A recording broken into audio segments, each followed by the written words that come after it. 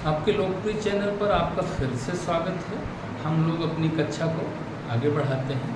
हम लोगों ने ये सीखा था कल पिछली कक्षा में कि आज़ाद हिंद फौज, जिसको हम आम तौर पर सुभाष चंद्र बोस के ही नाम से जानते हैं, कारण है कि आज़ाद हिंद फौज को बनाने में कैप्टन मोहन सिंह, ज्ञानी प्रीतम सिंह, मेजर फूजीहारा, इनका बड़ा योगदान था। और इनसे भी ज़्यादा रास बिहारी बोस, न कि सुभाष चंद्र बोस, रास बिहारी बोस का योगदान था। लेकिन उस समय सुभाष चंद्र बोस बड़े व्यक्तित्व थे, ज़्यादा प्रभावशाली थे, ज़्यादा योग्य नेतृत्व करता थे, तो इन्हें सेनापति बनाया गया और इन्होंने अस्थायी सरकार के प्रमुख के रूप में शपथ ली।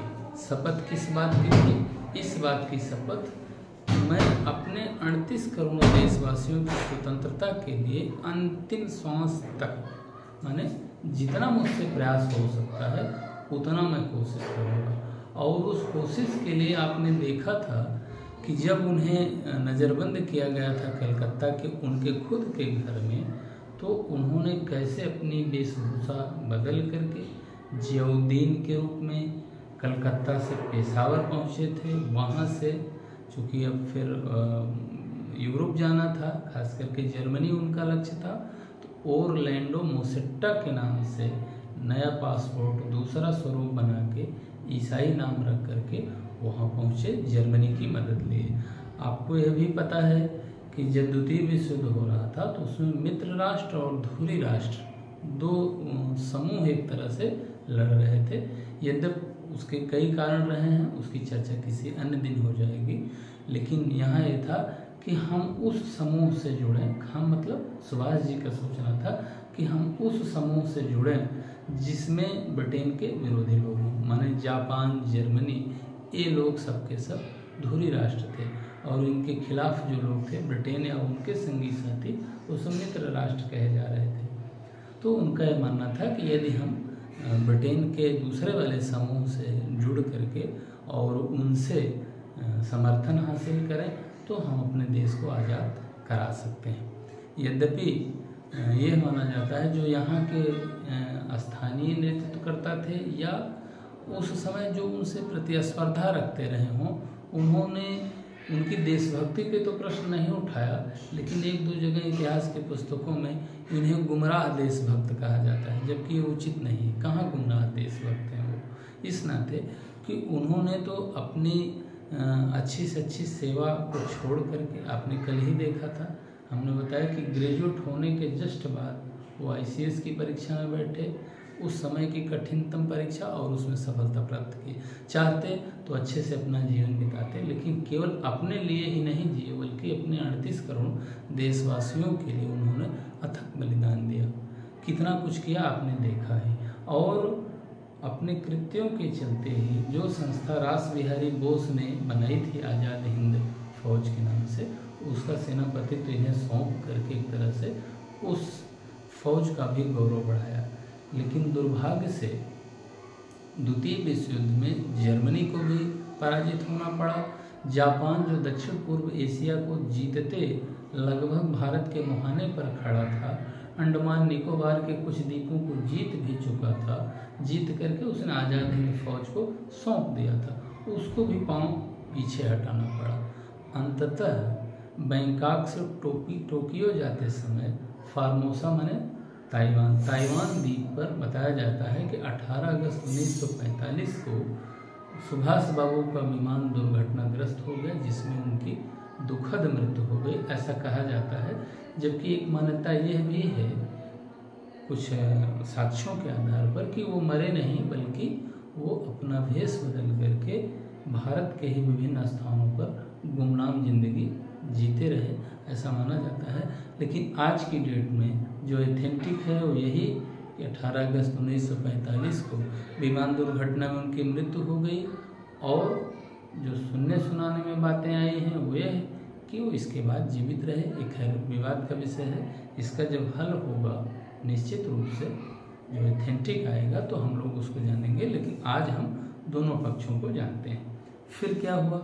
आज़ाद हिंद फौज के जो बचे हुए सैनिक और अधिकारी थे, चूँकि जापान को भी पराजित होना पड़ा, जर्मनी को भी पराजित होना पड़ा, सुभाष बाबू को पांव पीछे खींचना पड़ा, ये स्थिति हुई थी, आपने देखा।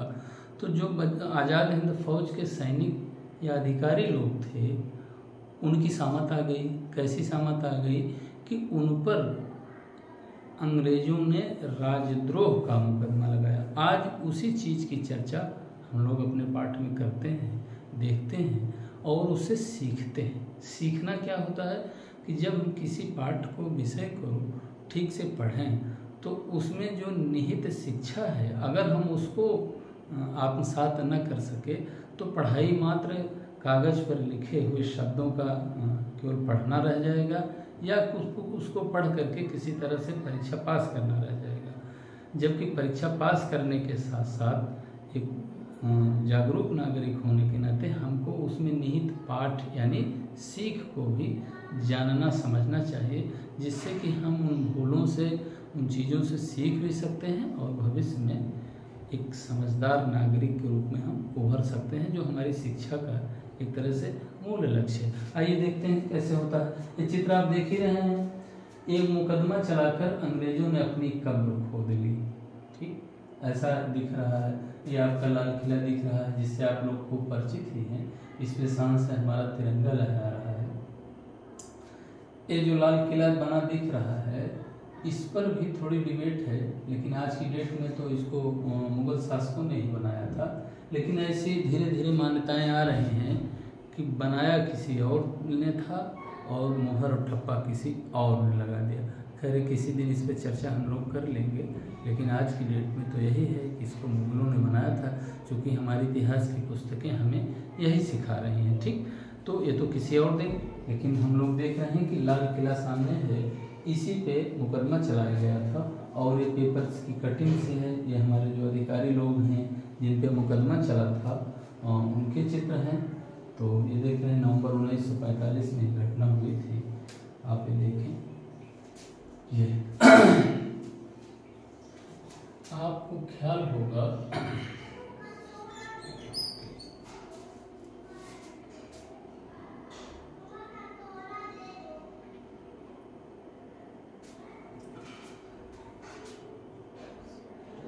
सितंबर 1939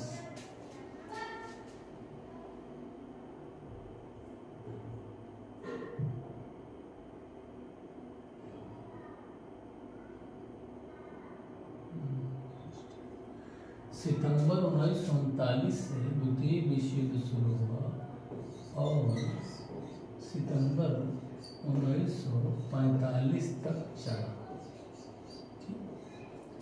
ये आपको मेन पूंजी ध्यान रखनी होगी, तक चला। ठीक, सितंबर 1939 से सितंबर 1945 तक क्या चला, ये जरा ध्यान दे लीजिए, नहीं तो होगा कि चला मतलब क्या है। सेकेंड वर्ल्ड वार ये चला। ठीक, अब आपको समझ में आएगा। देखिए सितंबर है ना, इसी सितंबर के बाद फिर अक्टूबर बीता और नवंबर में, चूँकि जब यहाँ तक चला और जापान और जर्मनी को पीछे हटना पड़ा, तो जो हमारे अधिकारी लोग थे आज़ाद हिंद फौज के, नवंबर 1945 को लाल किले का मुकदमा, माने लाल किले में इनके खिलाफ मुकदमा चलाया गया। तो मामला क्या था, इन्होंने कौन सा चोरी, बदमाशी या इस टाइप का कोई अपराध किया था। तो किस बात का मुकदमा चला, मुकदमा इस बात का चला, देखिए यहाँ टॉपिक है ना, क्या है मामला। तो आज़ाद हिंद फौज के गिरफ्तार जो बचे हुए थे उनको, सैनिकों को अंग्रेज सरकार ने गिरफ्तार किया। किनको, सैनिकों को, अधिकारियों को। सैनिकों अधिकारियों पर अंग्रेज सरकार ने लाल किले में मुकदमा चलाया, इसी वजह से लाल किले का मुकदमा कहा जाता है। ठीक, अब अगला टॉपिक होगा कि कौन कौन अभियुक्त थे मुख्य रूप से। तो इस पर कई बार प्रश्न बने हैं, हम आपको स्टार लगा के इसको अलग कर देंगे कि ये जो 4-3 नाम हैं, इनको किसी न किसी रूप में हमेशा पेपर सेटर पूछते हैं। और एक चीज़ आपने ये भी देखा कि इनका पद देखिए, मेजर है, इनका कर्नल है, इनका कर्नल है। इस पे ध्यान तो नहीं गया, लेकिन अभी पेपर सेटर जानते हैं क्या करेंगे, मेजर, कर्नल और एक कुछ और मिला के आपसे पूछ लेंगे कि इसमें कौन किस पद पे था। अभी तक तो नाम पूछने की हमेशा से परंपरा रही है, शाहनवाज खां, प्रेम सहगल और गुलदयाल सिंह। हो सकता है अगला चरण ऐसे हो जाए। आपसे हमने कल चर्चा करी थी, सुभाष बाबू जब शपथ ले रहे थे तो उसमें उन्होंने दिया था कि हम अपने 38 करोड़ देशवासियों की आज़ादी के लिए पूरी जान लगा देंगे। इससे तात्पर्य है कि उस समय जब ऐसी बात सुभाष बाबू कह रहे हैं तो हमारे देश की जनसंख्या 38 करोड़ थी। ऐसे कोई डाटा तो सामान्य रूप से आप खोजेंगे तो मिल जाएगा, लेकिन 38 करोड़ किसी पे ध्यान आया, उसमें पूछ लिया भाई जब ऐसा था तो हमारे देश की जनसंख्या कितनी थी। कहने का तात्पर्य है पेपर सेटर का भी मन होता है और एक समझदार शिक्षित व्यक्ति अध्ययन करे तो उस लिहाज से भी होता है कि हम उसके सारे पहलुओं को ठीक से जानते समझते चलें। पता नहीं कहाँ पेपर सेटर की नज़र पड़ जाए और वो हमसे प्रश्न पूछ ले, तो हम अवेयर होके रीडिंग करें और समझें। ठीक, तो ये 3 नाम, मेजर शाहनवाज खां, कर्नल प्रेम सहगल और गुलदयाल सिंह, और इनके पदों को भी जरा सा ध्यान रखेंगे। जरा सा ही ध्यान रखेंगे तो काम हो जाएगा। मान लीजिए इस पे कहीं चल गया और इन पर मुकदमा किस बात का चला, राजद्रोह का, कि इन्होंने राज से द्रोह किया है। राज क्या है, अंग्रेज सरकार का राज है। भाई उपनिवेश बनाए हुए हो, हमको गुलाम बनाए हुए हो, हम उसकी स्वतंत्रता के लिए प्रयास न करें, और यदि प्रयास करें तो हम राजद्रोही हो गए। आप कौन से हमारे स्वाभाविक राजा हो जो हम राजद्रोह न करें। लेकिन अब चूंकि उनकी सत्ता थी, वो राज कर रहे थे, तो उन्होंने हमारे वीर सेनानियों को, हम शब्द प्रयोग करेंगे, राजद्रोह का आरोप लगाया गया उन पर। तो फिर क्या हुआ, ऐसे छोड़ दिया गया? नहीं। तो उनका बचाव कैसे हुआ? इनके लिए उस समय की जो हमारी वाहक संस्था थी एक तरह से कांग्रेस ने क्या किया कि आज़ाद हिंद फौज की बचाव समिति का गठन किया।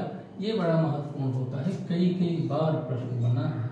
आज़ाद हिंद फौज बचाव समिति के सदस्य, ये आपसे प्रश्न बनता ही बनता है।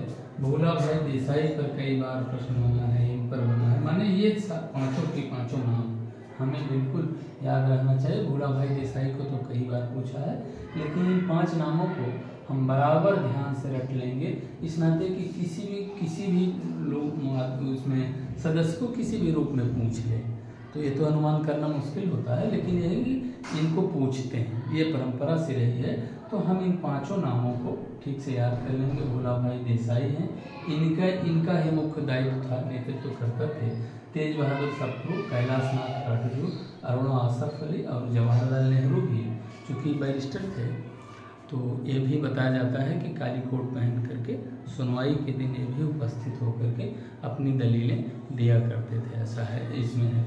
लेकिन मज़े की बात यह देखिए कि इन लोगों की लंबी और गंभीर दलीलों के बावजूद जो फौजी अदालत है उसने हमारे इन 3 अधिकारियों पर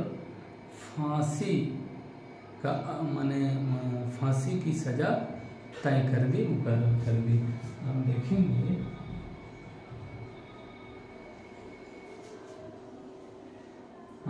फौजी अदालत द्वारा इन तीनों को, जो 3 थे ना अधिकारीगण, इन तीनों को फांसी की सजा सुनाई गई। तो फिर क्या हुआ, इस निर्णय के खिलाफ पूरे देश में कड़ी प्रतिक्रिया हुई, नारे लगे। क्या नारे लगे? लाल किले को तोड़ दो, आज़ाद हिंद फौज को छोड़ दो। कहने का तात्पर्य हुआ कि हमारी जनसंख्या, हमारे लोग अब इस कदर अपनी आज़ादी के लिए तत्पर हो चुके थे और जागरूक हो चुके थे कि इन तीनों के साथ उनकी सबकी सहानुभूति हो गई। और जब इतनी दलील, इतनी कोशिश के बावजूद अंग्रेज सरकार ने इन पे राजद्रोह का आरोप लगाते हुए फांसी की सज़ा तय कर दी, मुकर्रर कर दी, तो क्या हुआ, लोगों में बड़ा गुस्सा व्याप्त हो गया और उन्होंने पूरे देश में कड़ी प्रतिक्रिया हुई और ये नारे लगे, लाल किले को तोड़ दो, आज़ाद हिंद फौज को छोड़ दो। इसमें सीखने वाली क्या बात है? सीखने वाली बात यह है कि जब आप इकट्ठे होकर के किसी एक खास मुद्दे पर अपनी आवाज़ उचित और जोरदार तरीके से उठाते हैं तो उस आवाज़ को चाहे जो भी सत्ता रही हो उसको सुननी पड़ती है। शर्त यह है कि उचित हो और सही तरीके से हो। जैसा कि आपने इस मामले में देखा है कि जब फांसी की सज़ा सुनाई गई, चूँकि जनमानस में कहीं न कहीं रहा होगा कि ऐसा तो कोई इन्होंने अपराध किया नहीं है, अपने देश की स्वतंत्रता के लिए प्रयत्न करना देशवासियों के लिए तो बहुत अच्छा है, कोई अपराध है ही नहीं। ये बात और है कि शासन सत्ता जो हम पे शासन सत्ता कर रही थी उसकी नज़र लगेगी कि भाई ये लोग तो ऐसा कुछ कर रहे हैं जिससे कि हमारा राज यहाँ से उठ जाएगा, तो उन्हें भी ये सोचना चाहिए कि गुलामी का दिन ज़्यादा दिन तो रहता नहीं है। उपनिवेश जहाँ भी बने और वहाँ के लोग जब जागरूक हुए, आंदोलन चलाए तो हटना पड़ा। ये तो एक स्वाभाविक सी एक तरह से प्रक्रिया है, तो इस चीज़ को समझते, लेकिन उनके लिए ये था सत्ता मद में कि इन पर हम राजद्रोह का मुकदमा चलाएंगे और इनको फांसी की सज़ा देंगे। और हमारे देश के लोग ये महसूस कर रहे थे कि इतने हमारे नेतागण वकील लोग खास करके लगे हुए हैं, ये किसी न किसी ढंग से बचा तो लेंगे ही। और जब उनकी दलीलों का इन पर कोई असर नहीं हुआ तो परिणाम क्या हुआ कि फांसी की सज़ा हुई उनकी तरफ से। और जनमानस में क्या हुआ, जनमानस एक तरह से क्रुद्ध होकर के कड़ी प्रतिक्रिया दिया और यह नारे लगे। तो इससे हम क्या सीख सकते हैं कि अंग्रेज जैसी सरकार जो एक तरह से जालिम जुल्मी सरकार कही जाती है, वहाँ के ज़माने में है कि अंग्रेज़ों का कभी सूर्य अस्त नहीं होता। हाफ पैंट पहने हुआ सिपाही वो डंडा लेके गांव में घुस जाता था तो सब लोग शांत हो जाते थे। ऐसा उनका एक तरह से जुल्म था या आतंक था। वहाँ जब इस मुद्दे को लेकर हमारे सारे लोग एक साथ खड़े हुए तो उसका हश्र क्या हुआ आप देखेंगे। तो ये देखिए शब्द आया ना, विवश होकर। ये व्यवस्था कहाँ से आई? आपकी एकजुटता से आई, आपके लगन से आई, आपके सच्चे कार्य के प्रयास से आई। इसी वजह से ये शब्द आप गौर करिए और खूब ठीक से सीखिए कि विवश होकर क्या करना पड़ा। तत्कालीन वायसराय लॉर्ड बेगल, हो सकता है ये भी आपसे प्रश्न बन जाए उस समय वायसराय कौन थे। तत्कालीन वायसराय लॉर्ड बेगल ने अपने विशेषाधिकार, हो सकता है ये भी प्रश्न हो जाए कि जब फौजी अदालत ने मृत्युदंड की सज़ा सुनाई ही थी तो लोग छूटे कैसे।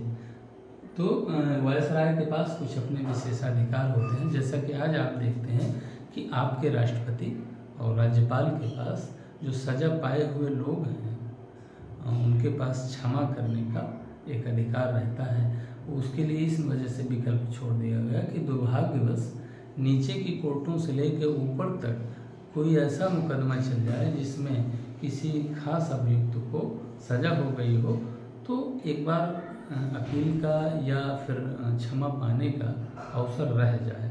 इस वजह से ऐसा दिया गया है कि सभी शासन व्यवस्था में कि जो राष्ट्र का प्रमुख है उसके कुछ दायित्व रहते हैं, विशेषाधिकार देता है।